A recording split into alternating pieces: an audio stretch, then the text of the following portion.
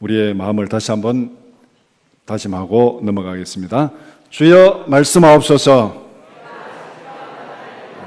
하나님의 말씀을 보고 듣고 묵상하는 대로 실천하는 여러분들이 되기를 축복합니다. 우리가 살아가면서 반드시 수행해야 될 사명은 무엇입니까? 그 사명을 수행하지 못하면 살아도 산 것이 아닙니다. 그 사명을 잘 수행하면 죽어도 죽은 것이 아닙니다. 죽음을 초월해서 영원히 사는 방법은 마땅히 해야 될 사명을 수행하는 것입니다. 우리가 하루에 일을 계획할 때도 또 한 달의 일을 계획할 때도 1년의 일을 계획할 때도 마찬가지잖아요. 오늘 하루 해야 될 일, 그것을 다 하면은 오늘 하루 정말 멋있게 살았다. 근데 오늘 해야 될 일 하나도 못하고 그냥 지나가면은 오늘 완전히 망쳤다. 이렇게 생각을 하고 평가를 합니다. 우리의 삶도 마찬가지입니다. 우리가 마땅히 해야 될 사명은 진리를 따라 살아가는 것입니다. 영생의 진리를 발견하고 그 진리를 위해서 살고 그 진리를 위해서 생명을 던질 수 있는 사람, 그 사람은 삶과 죽음을 초월한 진짜 자유를 누리는 사람입니다.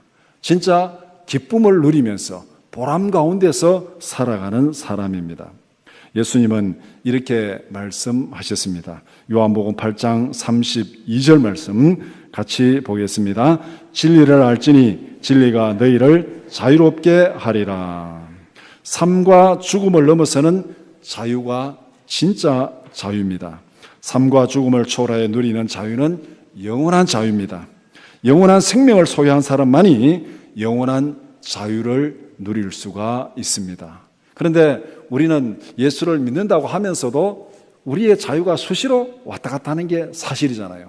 오늘 하루 기분 좋게 출발했다가도 또 상황이 조금 바뀌면은 마음이 불안하고 우울하고 좀 기분이 안 좋고 또 뭐 한마디 들으면은 또 마음이 또 이렇게 우울해지는 그런 일들을 우리는 수시로 경험하고 있습니다. 정말 우리가 하나님 앞에서 영생의 믿음이 있다면은, 정말 우리가 하나님 앞에서 이 믿음의 은혜를 누린다면은 우리는 세상의 어떤 환경에 흔들릴 필요가 전혀 없습니다. 우리는 영원한 생명을 가졌기 때문에 세상의 환경에 좌우되지 않는 영원한 자유를 누릴 수 있는 그 자격이 우리에게 주어져 있습니다. 오늘 말씀은 영원한 생명의 능력을 발견한 한 사람을 소개합니다. 마가복음 5장 21절에서 43절은 회당장 야이로의 이야기를 소개합니다. 오늘 이 말씀을 중심으로 절망에서 생명으로 옮겨가는 과정을 함께 살펴보고자 합니다. 첫 번째는 죽음 앞에 선 절망입니다. 두 번째는 희망을 발견한 믿음입니다. 세 번째는 죽음을 이긴 능력입니다. 첫 번째는 죽음 앞에 선 절망입니다. 오늘 본문에 소개된 야이로는 절망적인 상황에 맞닥뜨렸습니다. 자기의 어린 딸이 죽게 되었습니다. 딸아이의 죽음 앞에서 아무것도 할 수 없는 아버지의 심정, 그것은 절망 그 자체입니다. 우리가 아이들을 키우면서 부모가 얼마나 무능하다는 것을 많이 깨닫게 됩니다. 아이들이 어릴 때, 갓난아이일 때 아이들이 무슨 이렇게 몸살하고 열감기하고 밤새도록 잠도 자지 않고 울고 그럴 때 여러분들 어떤 느낌을 느꼈습니까? 아무리 달래도 계속 울고 있을 때 그냥 신경질 나니까 침대에 집어 던지기도 하고, 저는 던져도 봤습니다. 너무 신경질 나가지고 던져도 보고 그래도 안 되는 거예요. 이 부모가 이렇게 무능할 수가 있나? 거기에서 할 수 있는 게 아무것도 없으니까 부모가 너무너무 무능함을 느끼는 것이죠. 그러다가 또 아이들이 또 사춘기를 경험하고 막 완전히 이렇게 빗나가면은 그 또 부모가 또 거기에서 할 수 있는 게 뭐가 있습니까? 아무것도 없어요. 정말 이 아이들의 고난 앞에서, 아이의 죽음 앞에서 아무것도 할 수 없는 그 부모의 심정, 그것이 바로 절망 그 자체입니다. 우리는 주로 언제 절망을 경험하게 됩니까? 해결할 수 없는 고난이 눈앞에 닥칠 때 절망을 경험하게 됩니다. 죽음의 고난 앞에서 해결책이 전혀 보이지 않을 때 절망할 수밖에 없습니다. 오늘 본문에 소개된 회당장 야이로가 경험하고 있는 절망이 바로 이런 것입니다. 죽음의 고난 앞에서 해결책을 찾지 못하는 절망. 그것은 야이로의 절망이고 우리 모두의 절망입니다. 절망은 죽음에 이르는 병입니다. 유명한 철학자가 그렇게 책을 썼습니다.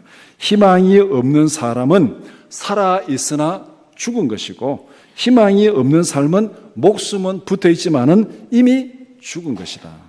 우리에게 영원한 소망이 있다면 육체적인 죽음은 죽음이 아니다. 믿습니까? 우리에게 영원한 소망이 있다면, 영생의 소망이 있다면 우리의 죽음은 죽음이 아닙니다. 그러니까 죽음을 너무 두려워할 필요 없다는 거예요. 그런데 인생이 참 그렇지 않은 게 또 사실이잖아요. 나이 들어가고 인생의 육체 힘이 빠져가고 그러면 점점 우울해지고 인생이 처량하게 느껴지는 그런 느낌을 우리가 지울 수가 없습니다. 그러나 성경은 우리에게 분명히 말씀합니다. 영원한 소망이 있는 자에게는 육체적인 죽음은 죽음이 아니다. 예수님은 이렇게 말씀하셨습니다. 요한복음 11장 25절 26절 같이 보겠습니다. 예수께서 이르시되 나는 부활이요 생명이니 나를 믿는 자는 죽어도 살겠고 무릇 살아서 나를 믿는 자는 영원히 죽지 아니하리니 이것을 내가 믿느냐? 믿습니까? 예수님께서 이 말씀을 하시고 이것을 내가 믿느냐? 죽어도 다시 살아난다는 부활에 대한 확실한 믿음이 있습니까? 그렇다면 어떤 고난도 어떤 죽음도 더 이상 죽음이 될 수 없습니다. 우리에게는 영원한 생명이 있기 때문에 그렇습니다. 영생을 믿는 믿음이 있는 자에게는 절망은 없습니다. 영원한 소망이 있을 뿐입니다. 믿음이 없는 자에게는 눈앞에 닥친 모든 상황이 절망적입니다. 야이로는 딸아이의 죽음 앞에서 절망하고 있습니다. 우리에게는 죽음 앞에서 경험하는 절망을 극복할 힘이 있다, 없다? 없습니다. 우리에게는 죽음 앞에서 경험하는 그 절망을 극복할 힘이 없습니다. 죽음이라는 절망의 장벽을 뛰어넘기 위해서는 믿음의 점프가 필요합니다. 여러분들 TV 보시면서 스키 점프 보셨죠? 휙 하니까 막 멀리 날아가는 그 스키 점프를 보셨을 것입니다. 우리 앞에 있는 이 절망의 장벽, 현실의 여러 가지 고난과 고통으로 닥쳐오는 이 절망의 장벽을 뛰어넘는 것은 스키 점프로 되는 것이 아니고 믿음의 점프로 되는 줄 믿습니다. 나에게서 예수님에게로 넘어가는 믿음의 점프가 우리 앞에 닥친 모든 절망의 장벽을 극복하게 하는 거예요. 이것을 믿음의 도약이라 그렇게 얘기합니다. 믿음의 도약이라. 절망에 이르는 병이라 하는 그 책을 쓴 철학자가, 그 신학자가 말한 것이 그거예요. 믿음의 점프. 우리에게는 소망이 없고 우리에게는 능력이 없고 우리에게는 영생이 없지만은 우리에게서 예수님에게로 뛰어넘어가는 그 믿음의 도약이 있을 때 우리에게 영원한 생명과 영원한 자유가 주어진다는 것입니다. 절망적인 현실에서 믿음의 빛을 발견하는 여러분들이 되기를 축복합니다. 두 번째는 희망을 발견한 믿음입니다. 절망에 빠진 야이로가 취한 행동은 무엇입니까? 딸아이의 죽음 앞에서 자기가 할 수 있는 것은 아무것도 없었습니다. 아버지로서 철저한 무능을 경험하는 절망적인 상황입니다. 절망적인 상황에서 야이로는 한 가지 결단을 내리게 됩니다. 오늘 본문 22절, 23절 말씀 같이 보겠습니다.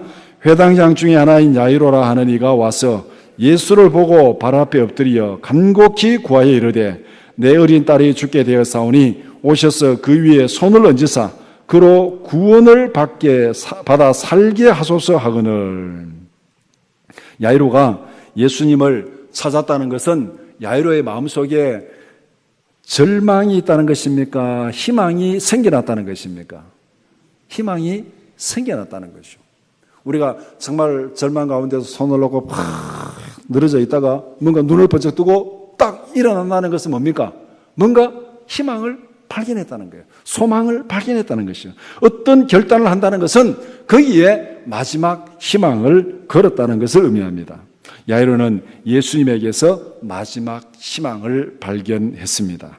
예수님이라면은 죽어가는 자기의 딸을 살릴 수 있을 것이라고 믿었습니다. 그래서 절망을 떨치고 일어나서 예수님께로 나아갔습니다. 자기에게서 예수님께로 나아가는 것, 이게 믿음의 점프예요. 내게서 예수님께로 옮겨가는 것, 이게 믿음의 점프입니다. 이 믿음의 점프가 결국은 죽음에서 영생으로 옮겨가는 거예요. 내게서 예수님께로 옮겨가는 이 믿음의 점프가 죽음에서 영생으로 옮겨가는 믿음의 점프예요. 예수님께 간청하는 야이로의 모습은 마지막 희망에 대한 간절한 마음을 표현하고 있습니다. 예수님마저 자신의 문제를 해결할 수 없다면 야이로는 그야말로 모든 것이 끝장입니다. 야이로가 예수님 앞에 어떻게 행동하고 있습니까? 22절, 23절 읽은 대로 거기에 보면은 예수님께 나와서 절망 가운데 앉아서 그냥 퍼져 있는 것이 아니고 일어나서 예수님께 나와서 그 다음에 예수를 보고 발 앞에 엎드려서 그냥 예수를 보고 말하는 게 아니고 거기에 가서 길거리에서 발 앞에 엎드려서 간곡히 구하여 이르되 우리 집에 와서 딸아이의 손을 얹고 기도해서 그 딸아이가 죽지 않고 살게 하옵소서, 살아나게 하옵소서, 그렇게 간청하고 있습니다. 야이로의 이런 행동에는 두 가지 의미가 있습니다. 하나는 야이로의 절박한 심정을 표현하는 것이라 말할 수 있습니다. 다른 하나는 야이로의 믿음을 표현하는 것입니다. 야이로가 예수님의 발 앞에 엎드리는 것은 예사로운 행동이 아닙니다. 야이로의 신분이 뭡니까? 회당장 야이로. 예. 당회장하고 비슷한 사람이 회당장입니다. 예. 회당장 야이로. 회당은 바리새인들과 서기관들의 활동 근거지입니다. 그들은 회당에 모여서 예배하고, 회당에 모여서 율법을 배우고, 회당에 모여서 토론하고, 회당에 모여서 가르치고, 회당이 그들의 모든 생활의 근거지입니다. 이 바리새인들과 서기관들이 회당에 모여서 활동하는 근거지라면은 회당장은 유대인들 중에서도 상당한 영향력을 가진 유력한 지도자라는 거예요. 회당이 유대인들의 모이는 근거지고 활동의 중심지인데 거기에 회당장이니까 적어도 야이로는 그 지역에서 유력한 유대인의 지도자다, 그렇게 말할 수 있습니다. 자, 여기서 예수님과 바리새인들과 서기관들은 어떤 관계에 있습니까? 예수님이 와서 복음을 전할 때, 예수님이 와서 기적을 행할 때 늘 거기 와서 꼬투리를 잡고 시비 거는 사람이 있었습니다. 그 사람들은 누굽니까? 바리새인들과 서기관들. 바리새인들과 서기관들은 사사건건이 예수님 앞에 와서 꼬투리를 잡고 예수님을 올무에 빠뜨려 가지고 예수님을 죽여 없애려고 하는 그 사람들이 바리새인들과 서기관들입니다. 간단히 얘기하면은 회당장은 예수님을 죽여서 없애려고 하는 바리새인들과 서기관들의 우두머리다, 이렇게 말할 수 있습니다. 자, 그러면은 회당장 야이로는 예수님께 자신의 모든 것을 던졌습니다. 회당장 야이로가 예수님의 발 앞에 엎드릴 수 있습니까? 앞에서 말한 대로 바리새인들과 서기관들은 예수님을 죽여서 없애려고 하는 사람들이고 거기에 우두머리가 회당장인데 이 야이로가 어떻게 이 유대인들의 지도자인 이 회당장이 예수님의 발 앞에 엎드려 가지고 살려달라고 간청하겠습니까? 그럼 이미 유대인들이 졌다는 얘기가 되잖아요. 그러니까 자기 조직을 위해서라도 그렇게 하면 안 돼요. 흔히 요새 우리 뭐 여러 가지 언론에 나오는 얘기들 보면은 여러 가지 개인적인 상처도 많고 피해도 많은데 조직을 위해서 그러면 안 된다고 눌려놓은 것들이 지금 막 터지는 그런 모습을 많이 보게 되는데, 정말 야이로가 아무리 자기가 지금 절박해도 유대인의 조직을 위해서 지도자가 예수님 앞에 가서 엎드리면 안 되는 거예요. 그런데 야이로는 어떻게 했습니까? 예수님 앞에 가서 길거리에서 발 앞에 엎드렸습니다. 엎드려서 나를 좀 구해달라고, 나를 좀 이렇게 살려달라고 그렇게 애원하고 있습니다. 지금까지 자신이 쌓아온 모든 사회적인 업적도 다 포기하는 거예요. 회당장의 직책 다 포기하고 회당장의 직책을 가지고 그것을 유지하려고 하면 그렇게 하면 안 돼요. 죽는 한이 있어도 조직을 위해서 그렇게 하면 안 되는 거예요. 그런데 야이로는 지금 그렇게 하고 있습니다. 무엇을 의미하고 있습니까? 내가 지금까지 쌓아온 회당장의 모든 직책, 모든 권위, 모든 명예 다 포기하겠다는 겁니다. 지금까지 자신이 누려온 모든 기득권도 다 포기했습니다. 심지어는 자기가 죽을지도 모르는, 이렇게 해서 죽음을 당할지도 모르는 그런 생명까지도 포기하는 그 일을 지금 하고 있습니다. 이것이 회당장 야이로가 예수님의 발 앞에 엎드리는 거예요. 야이로는 왜 예수님께 모든 것을 던졌습니까? 딸아이를 살리는 것이 급해서 그렇게 했습니까? 믿져봐야 본전이니까 안 되면 말고 지푸라기라도 한번 잡아보는 심정으로 그렇게 했습니까? 지푸라기라도 잡는 심정으로 그렇게 하기에는 위험 부담이 너무나도 많습니다. 자기가 잃어버릴 것이 너무나도 많다는 거예요. 우리가 잃어버릴 것이 없을 때는 한번 해보고 안 되면 말고지만은 잃어버릴 것이 많을 때는 안 되면 말고 안 되는 거예요. 반드시 돼야 되는 거예요. 반드시 되지 않으면 그렇게 할 수 없어요. 잃어버릴 것이 없을 때는 아무거나 할 수 있습니다. 이렇게도 해보고 저렇게도 할 수 있어요. 내가 잃어버릴 것이 많을 때는 함부로 행동할 수 없습니다. 반드시 될 수 있는 것만 하게 되는 거예요. 그런데 회당장은 자기가 사회적으로 여러 가지로 잃어버릴 것이 굉장히 많습니다. 그렇게 예수님의 발 앞에 엎드렸다가 예수님이 자기 딸을 살리지 못하면은 딸도 잃어버리고 자기의 모든 것도 다 잃어버리는, 정말 다 잃어버리는 그런 행편이 되고 마는 것이죠. 그런데 그렇기 때문에 이 급한 마음에, 딸을 살리겠다는 급한 마음에 안 되면 말고 그런 식으로 한 게 아니라는 거예요. 야이로가 그렇게 행동하기에는 딸을 살리겠다는 급한 마음도 있지만은, 그러나 그에게는 확실한 믿음이 있었기 때문에 그렇다는 거예요. 어떻게 보면은 야이로의 믿음의 결단은 둘 중에 하나입니다. 딸을 살리느냐, 아니면은 내가 가지고 있는 모든 것을 포기하느냐. 예수님이 분명히 딸을 살릴 수 있는 능력이 있는데, 내가 예수님 앞에 발 앞에 엎드리는 것은 나의 모든 것을 다 포기하는 것이다. 자, 내가 가진 것을 지킬 것인가, 딸아이의 생명을 살릴 것인가. 둘 중에 하나예요.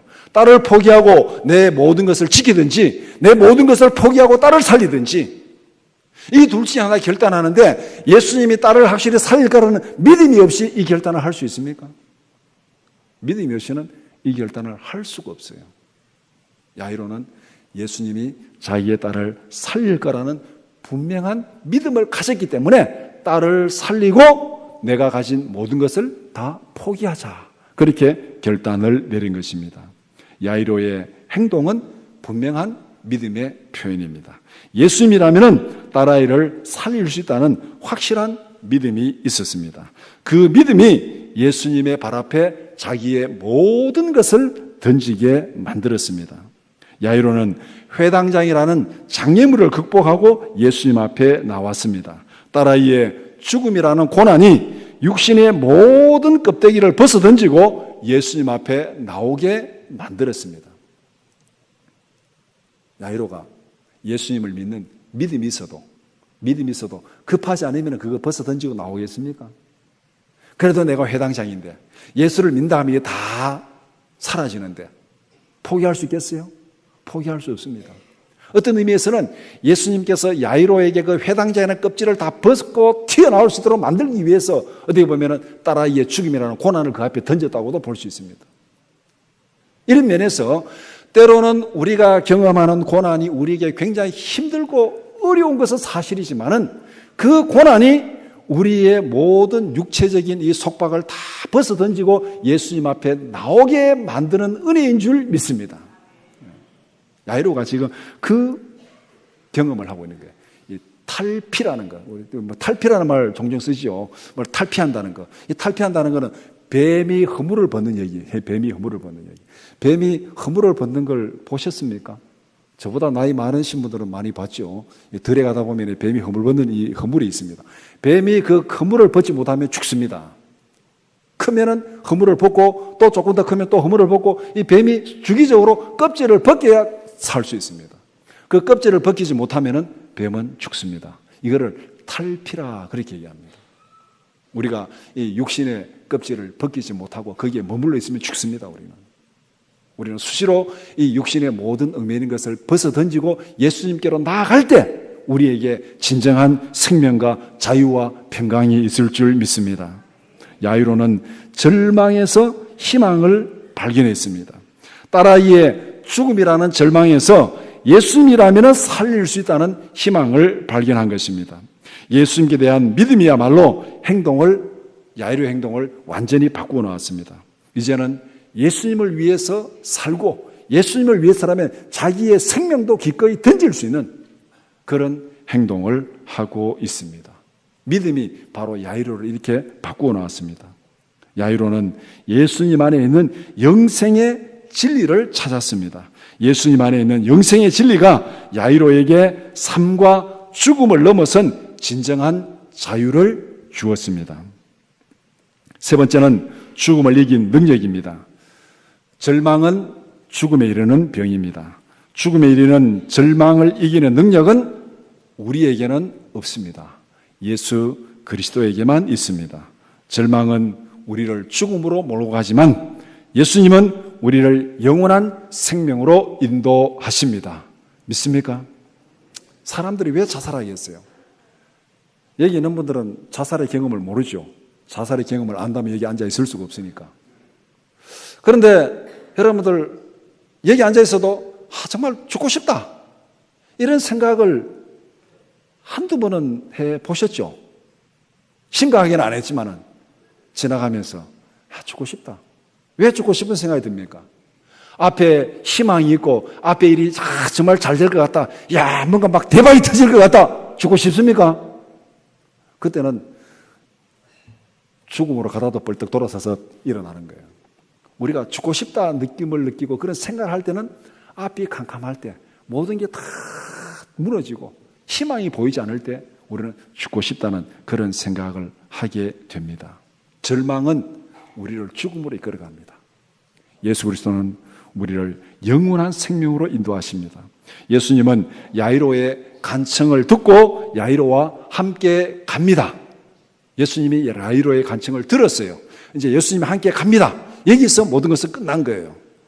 야이로가 자기 자신이 모든 그 고난을 짊어지고 있다가 이제는 그 고난의 짐을 누구에게 넘겨줬습니까?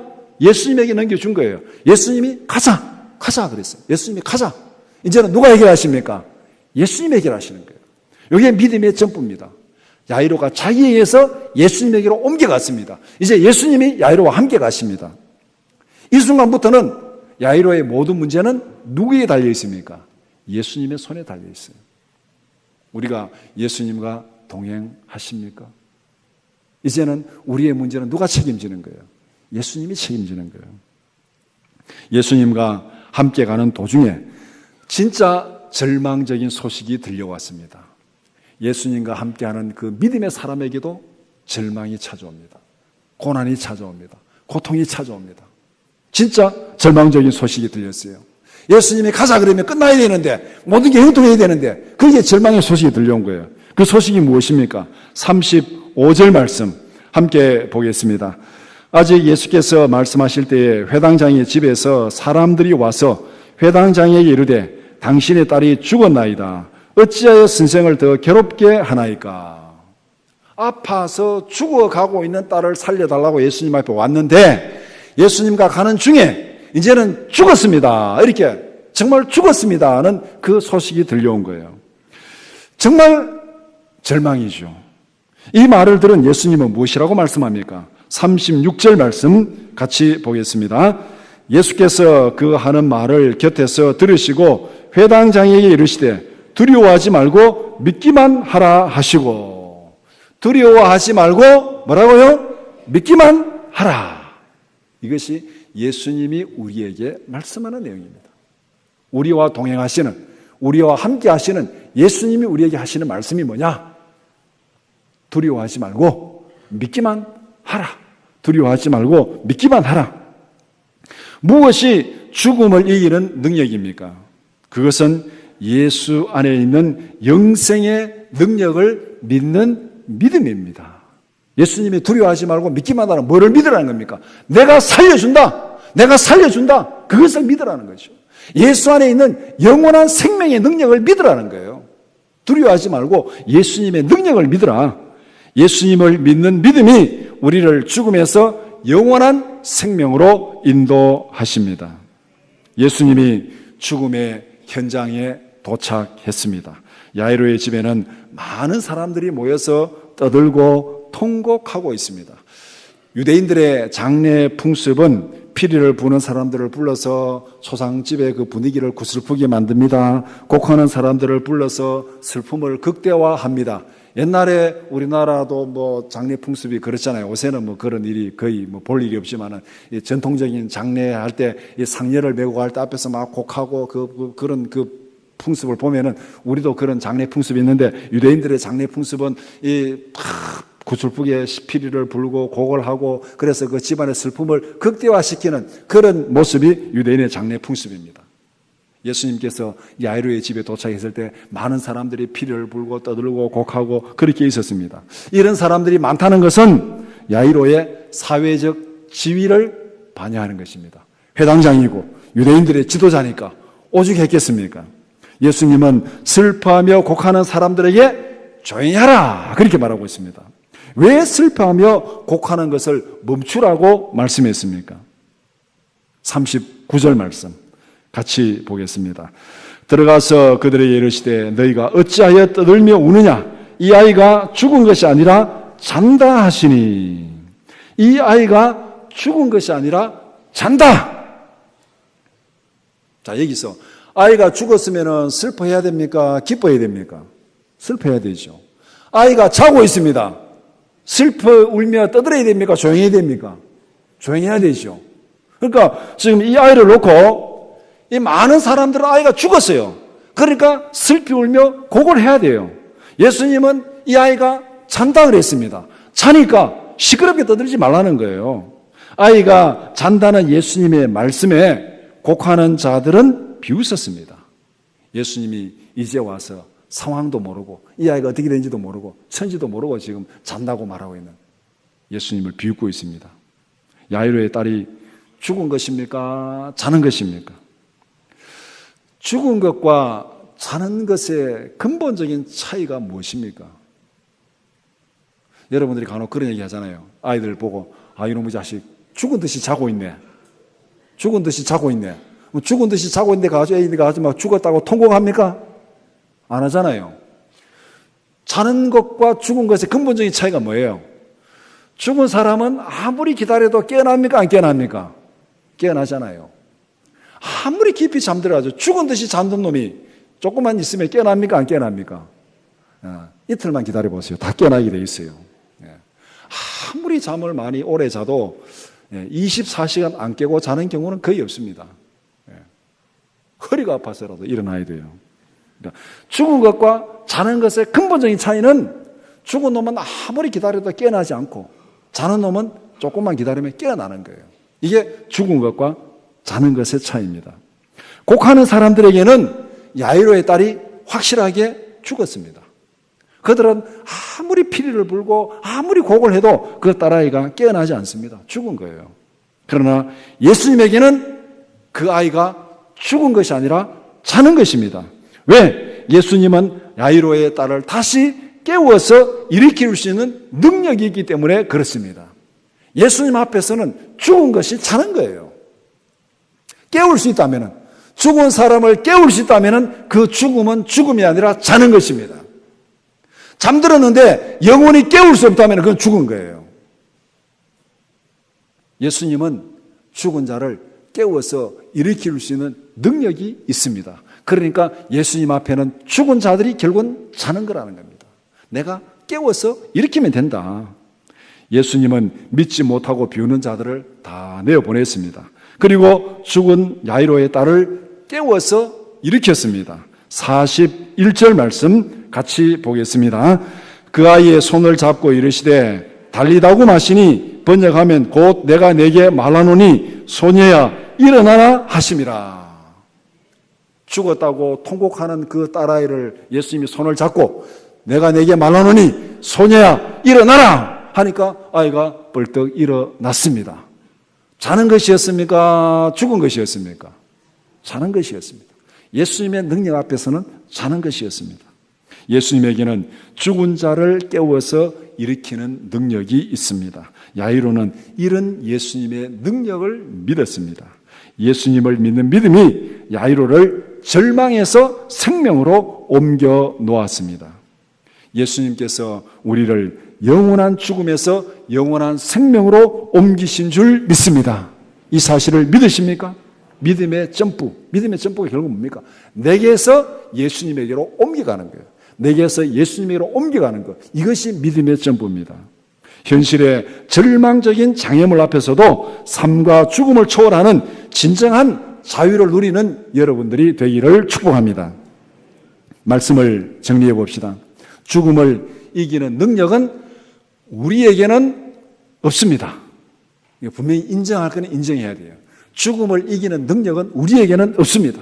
나는 안 죽을 거야. 나는 죽어도 안 죽을 거야. 죽어도 안 죽을 거야. 큰 소리 쳐도 죽어야 돼요. 그 죽음을 이길 능력은 우리에게 없습니다. 죽음을 이기는 능력은 오직 하나님께만 있습니다.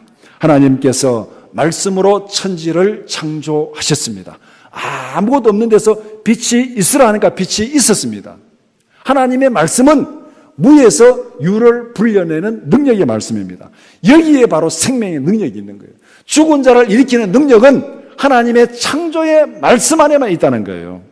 천지를 창조하신 말씀이 인간의 몸을 입고 우리 가운데 오셨습니다. 그분이 말씀이 육신이 되어 오신 예수 그리스도입니다. 그렇기 때문에 예수 그리스도 안에 영원한 생명이 있습니다.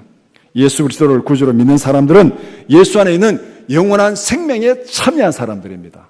믿음의 점프를 한 사람은, 내게서 예수님에게로 믿음으로 옮겨간 사람은 예수 안에 있는 영원한 생명을 나도 함께 누리는 영원한 생명에 참여한 사람들이라는 거예요.